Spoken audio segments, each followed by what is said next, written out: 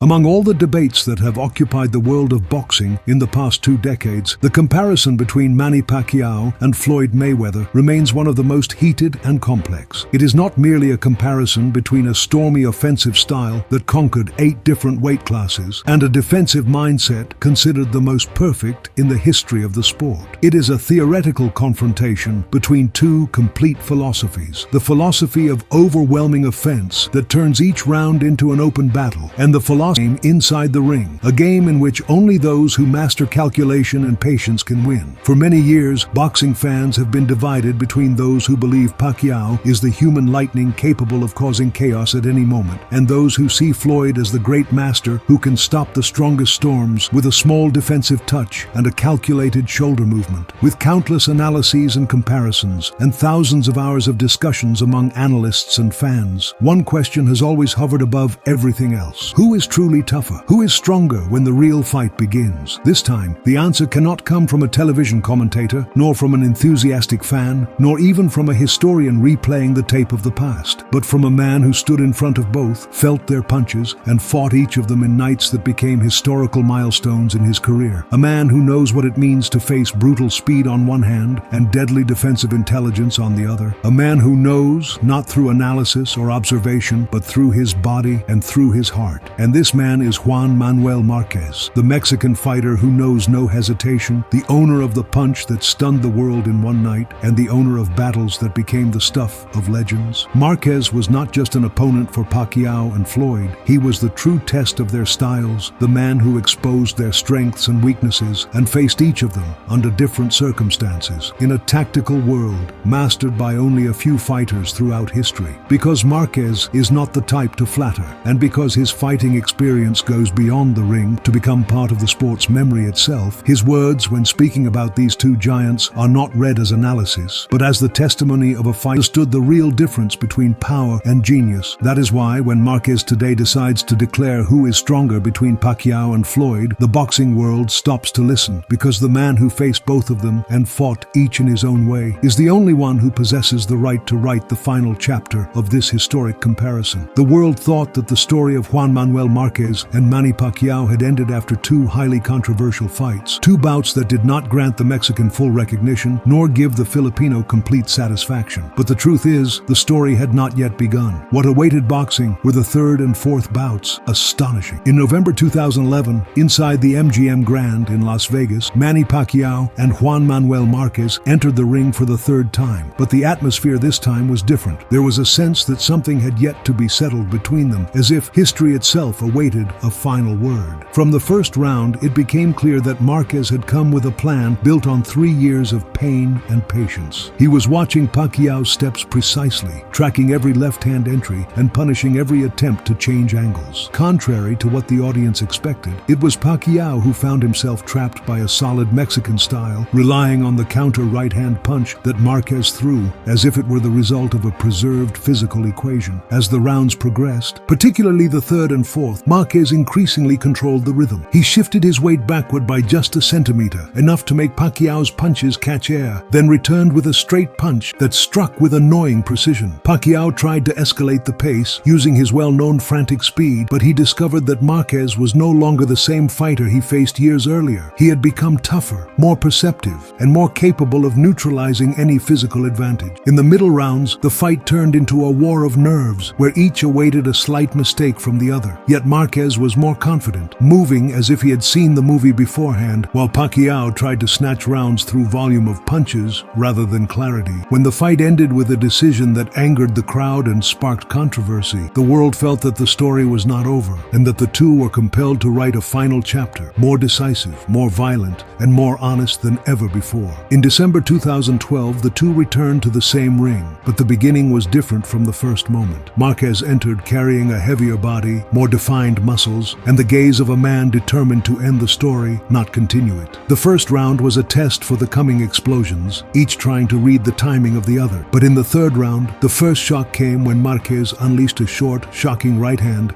that dropped Pacquiao, causing the entire arena to rise at once. Nevertheless, as is the nature of a warrior who fears no fire, Pacquiao returned in the 5th round to turn the tables with a left-hand punch that floored Marquez in a rare moment, seeming to tilt history again in favor of the Filipino. But the sixth round was a legendary turning point in boxing history, the round that made the entire world scream in a single second. Pacquiao charged with his known power, trying to close the distance and finish Marquez under pressure, but the Mexican measured every step, waiting for half a mistake, half an impulse. And when Pacquiao tried to launch his traditional left hand, Marquez released an absolute right from the depths, a punch born of all the years of injustice, controversy, and doubt. A punch that dropped Pacquiao without movement, a punch that stopped time and silenced the arena as if the storm had consumed all the air. That moment was the declaration of the end Marquez had wanted since 2004. His fight against Floyd Mayweather took place in September 2009, inside the MGM Grand in Las Vegas, amid an atmosphere charged with global curiosity about how Marquez, skilled in timing and countering, would handle Floyd's defensive genius. From the first round,